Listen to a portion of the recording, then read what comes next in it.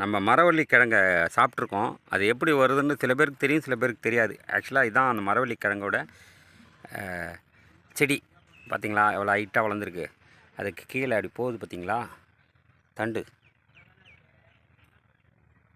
அந்த தண்டு தான் அப்படியே ஒரு கிளையை பிடுங்கினா ஒரு 5-6 மரவள்ளி கிழங்கு அப்படியே வரும். இதுதான் நம்ம மரவள்ளி கிழங்கு. இது அப்படியே உள்ள மஞ்சள் போட்டிருக்காங்க. இந்த பக்கத்தில் மஞ்சள், அருமையான ஓடை, அப்படியே வாழை மரம், தாரோடு அருமையாக இருக்கார்.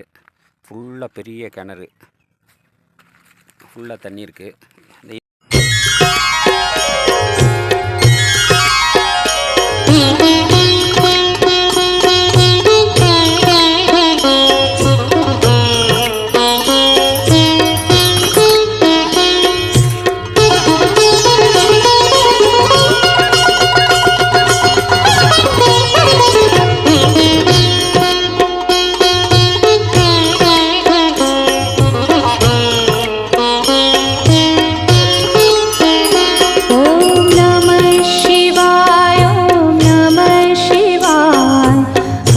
हर भोले